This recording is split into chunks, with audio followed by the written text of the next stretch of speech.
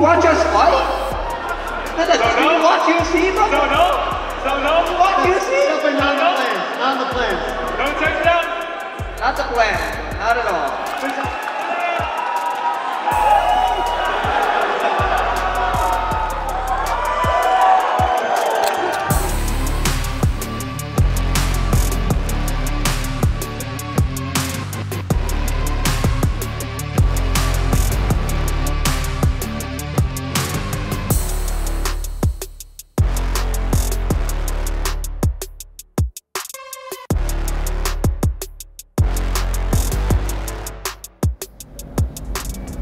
What would happen to BMF title? Having the BMF title, I mean, it's cool. You know, I mean, it's cool. It's just, it'd be awesome, bro. I don't know what to say. You know, I have an undisputed title. We can go get this BMF. Then we go back do an undisputed, and maybe we do an undisputed in a different weight class. You know, so who knows? You know. I like being the first of many, you know, and if I go out there and get my hand raised against Gaethje come April 13th, I think I would be the first #1 contender in 2 different weight classes. That's never been done, you know, so that's pretty cool.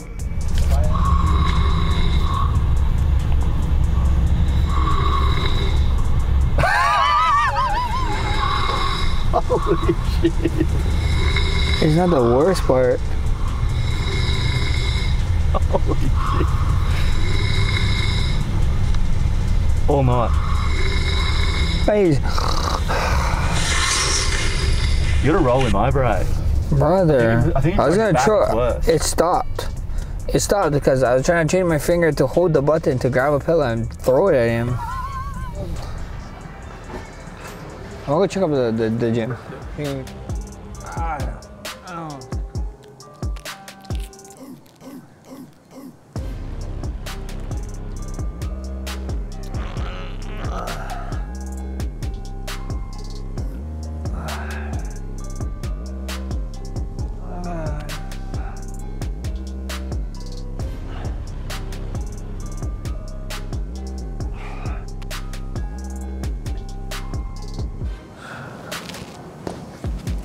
Oh, that was good. Got a little stretch on. Activate a little muscles.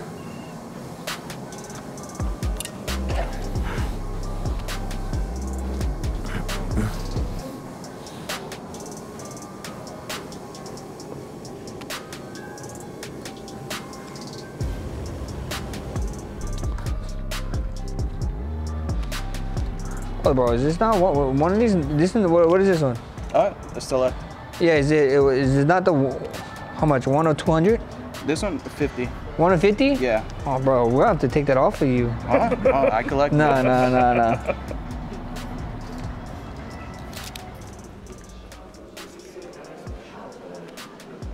History is made here.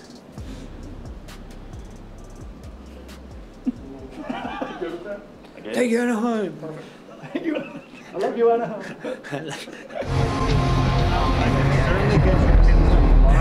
I'll get you something to wear on your feet right now. You guys came here earlier? Yeah, man. How you feeling? We're at ABB just down the road tomorrow. Oh, nice. I don't know how to feel, man. Crazy. What a freaking legend. What a legend. Hi, brother. Well, my brother had a little freak injury, man. Yeah, that's what I hope. That's what I heard. Hi, brother. Good seeing you again, bro. How you, man? I feel good, bro. I feel good. Hey, at least one of you guys get to fight. Yeah. And you was in camp the whole time anyway. Came all the way from Australia, you know? Yeah. Someone needs to get paid. Yeah, hell yeah. Hell yeah. That's a song. You're a freaking animal. I can't wait, bro. Go get a freaking 50K. Go get a 50K. To prepare for deployment. Every time.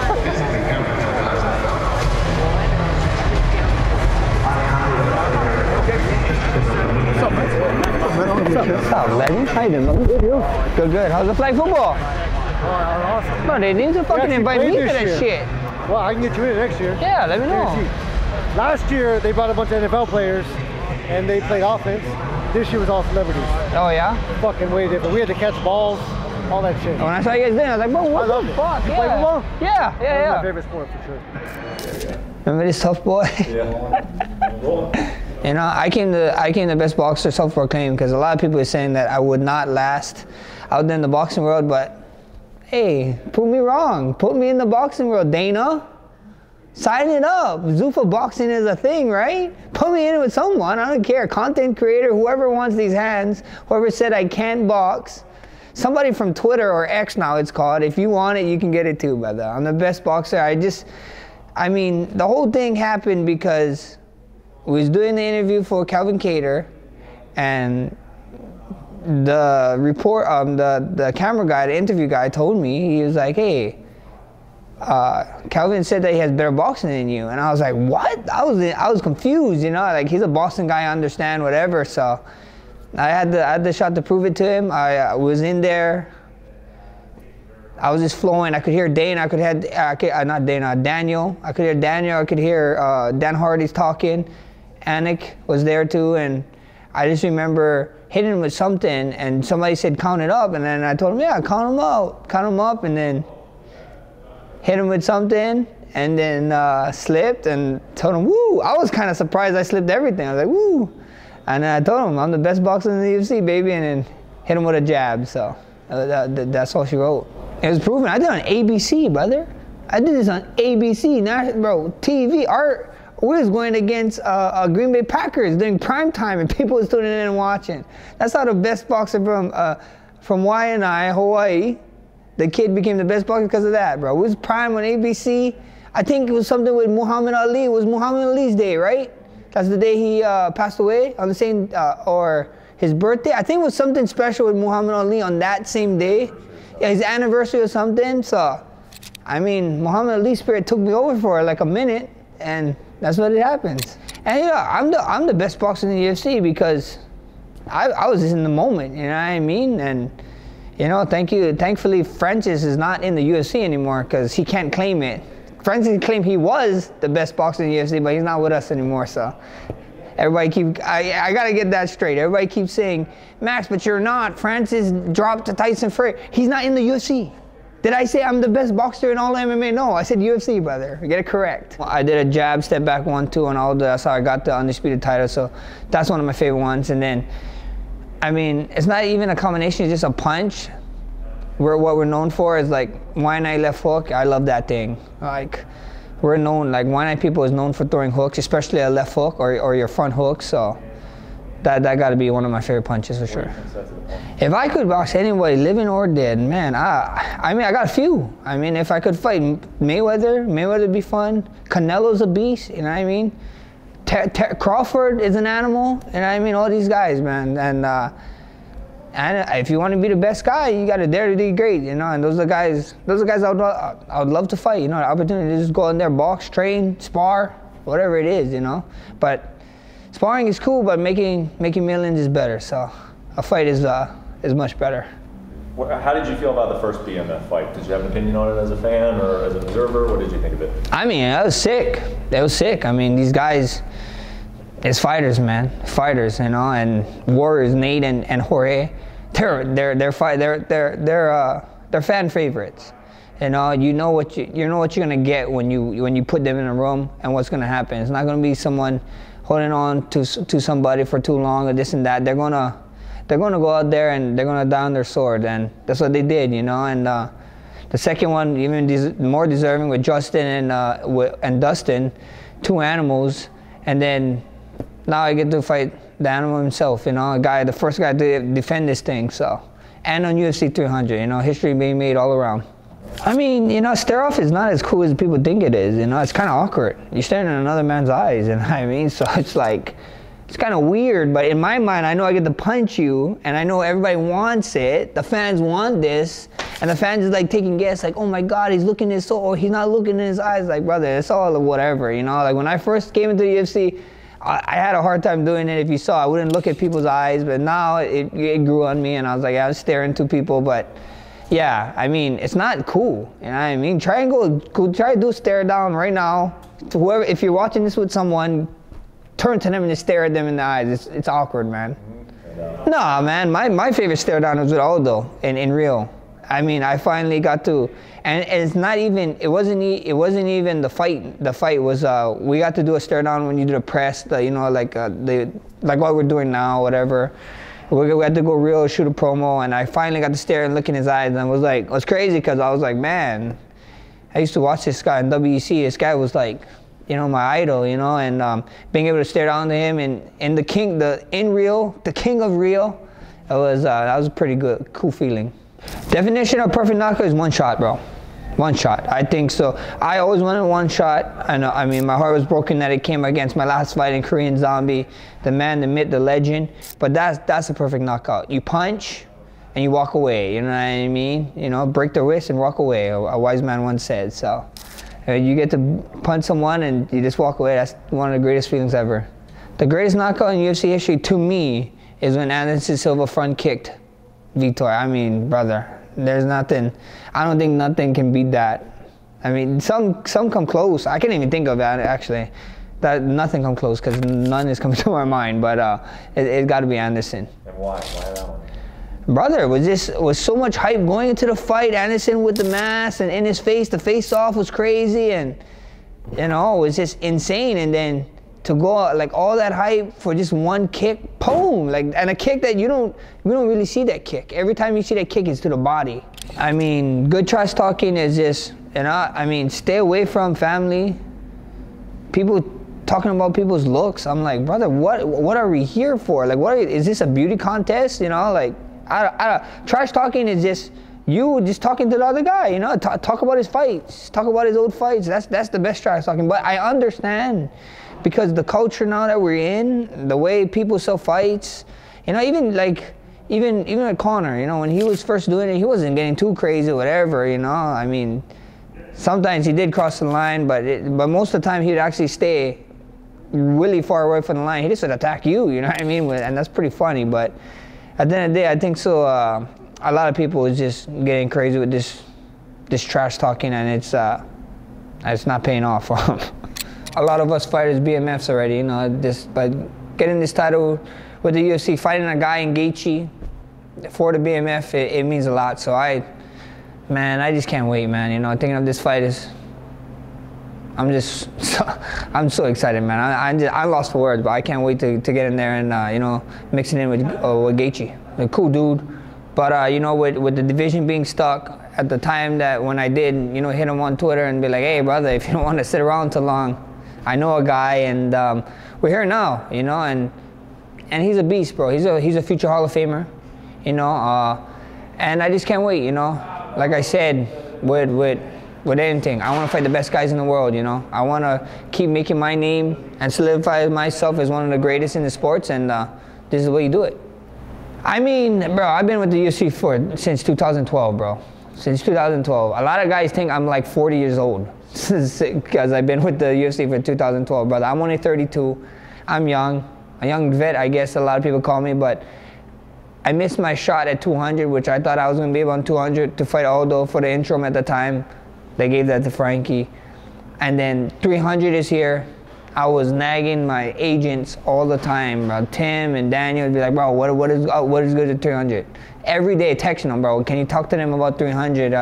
This means a lot. It's a lot of history, you know what I mean? I don't know if I'm going to be around for 400. Hopefully I'm not around for 400. If I am sitting down, just please slap me in my head and you're recording me, you know, when you're interviewing me for a fight at 400. But, you know, this is a huge fight, you know? Like I said, I'm all about building legacies, and to be able to be a part of a big crowd, a big card in like UFC 300, it's going to be a good one. It's going to be amazing. You know, main event, no main event, first fight of the night. When you see when you see my name and Justin Gaethje name on cards, it's most of the time, and we're not the main event, we're the people's main event. So I'm not worried about it, man. It's going to be huge. If things do happen and we end up solidify the main event, that's history, man. That's crazy, you know what I mean? It's a huge card. UFC 300 is huge. UFC 100, 200, now 300. I get to be the headliner. I'd be lost for words, man. I mean, it's like I said, it's history. Nobody's gonna be ever take that away from me. So you beat him. Do you stick around at lightweight and try to win a championship in the second division? Yeah, you know, you know what's funny? I was just talking about this at the interview. I love being the first to do something, you know, or setting new records, you know. If I go out there and do what I gotta do and get my hand raised, I'd be the first ever #1 contender in 2 weight classes, I think. So, you know, at the end of the day, we see what happens. You know, first things first. I got a task. You know, I got my hands full with Justin Gaethje. You know, a lot of people, they keep talking about, oh, what you can do after this fight, what you can do this. Just let us get to the fight. Let me fight the fight, and I can figure it out after. You know, but. If I'm there, like I said, you know, even when I was fighting Dustin or even going out to Khabib, bro, you know, this 45-55 is not too far away from each other.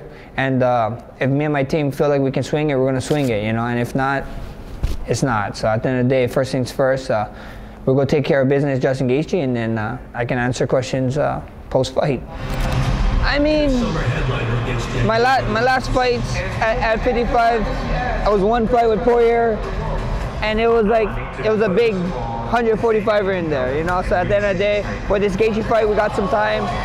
I'm putting on some weight. I'm getting big. I'm feeling good. I'm feeling strong, and I can't wait for the world to see. I like being the first of many things, you know, and whatever. And I think so. I go out there April 13th, get the BMF title. I think I'll be the first guy to ever be the #1 contender in 2 different weight classes. So, I mean, all jokes aside.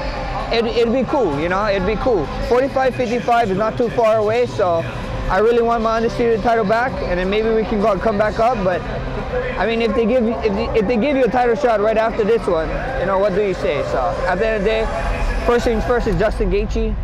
I'm locked in on him because I got to get through him to see the future. I mean, whenever you see myself on a card or you read Justin Gaethje, if we are not the main event on that, that's most likely the people's main event. And just like with 300 right now, I'm seeing people not even being mad if we get moved to the main event right now when they're looking for the main event. So at the end of the day, I mean, name one fight that Justin came out unscathed or his opponent. His fighting style is met and breed. I think that he has like the most fight on nights, right, or performance on nights, whatever it is. His fighting talks for itself, and I know I can't wait. Those fights excite me, you know. Like I'm wearing a jacket, I have chicken skin thinking of it. I can't wait to get in the octagon with him and see what it's about. You know, when I went in there with Dustin Poirier, I was just a big 45er, and this time I think so I get to be a proper 155er as much as I can be. We had so much time on notice in front of this fight that I'm taking every precaution. I know who I'm fighting. I'm fighting a dangerous man in Gaethje, so, you know, come expect me to be dangerous. I think Justin's a killer, man. You know, every time he goes in there and fight, people don't come out unscathed, you know? They look like they got into car wrecks, to be honest, whenever he fights. So I'm ready, you know? The beautiful thing is I can say anything. I can say this, I can say my boxing or when I'm striking, blah, blah, this and that, my cardio. But everything, just tune in UFC 300. It's going to be a proper event, and you guys are going to see. And after you, Max, I know you're focused on this fight, but Ilya Topuria talking a lot this week. He says he's never going to give you a title shot, regardless of what happens. I know we'll see what happens. It is what it is. But what do you just think of that attitude? Brother's dehydrated for a couple of days, I think he's not in his right mindset, so we'll see what happens. We know you've had some bangers over the years, you fought endless people. Where does this match rank against your all-time matches? Because, I mean, Justin's a dog, you know he's going to bring it. Like, where do you feel as far as the anticipation for it? It's going to be one, bro. It's going to be one. Like I said, this guy's a legend, bro. Top 5, #1 contender. Been around in the UFC for a while now. It's a legacy fight written all over it on top of UFC 100, and it's a huge one, man. I'm just blessed to share the octagon with the guys, so I can't wait. So you beat Brian Ortega, Yair Rodriguez, but still the Mexican fan base supports you. Why do you think that is? Brother, I'm Hawaiian. Our heritage is the same. I might as well just call myself part Mexican right now. You see? Get a shit on me? Get a shit on me, brother? Come on. Now, being one of the best boxers in the UFC, who would you like to face off in a boxing match? Brother, whoever. You just name a bunch of Mexicans, so why not go for Canelo, you know? That'd be fun. Thank you, Max. In the off chance that you lose to Justin Gaethje and Aljamain gets an amazing finish against Calvin Kattar, are you up to the chance of getting up against Aljamain? We see what happens, man. He's see what happens. Never say never with me, man. You know, first things first is Justin Gaethje. That's all I'll focus on. With the win over Justin Gaethje, are you looking to challenge Islam Makhachev for the lightweight belt? Like I said, guys, first things first is Gaethje, but you know that thing that happened back in Brooklyn a couple of years ago, I mean, they call him Khabib 2.0, so we see what happens first come April 13th. Are any of you guys gonna shoot for a takedown when you guys fight each other? You watch us fight? You watch UFC? So no? Watch UFC? Not on the plans. No takedown? Not the plan, not at all. Here's how hard it is. What does it mean to you to start that legacy in Hawaii and everything like that? Amazing, man. Amazing. You know, I was one of those kids going to the Boys and Girls Club after school and being able to have a gym, hopefully 10, 12 years, one of those kids that's training in there get to be sitting in front of you guys. So that's what make it pay off, you know? A question for Justin and Max. I know you guys are very friendly right now, but a lot of people I know saw official press conference, but they want to see you face off. Can we get a little preview of face off? Yeah!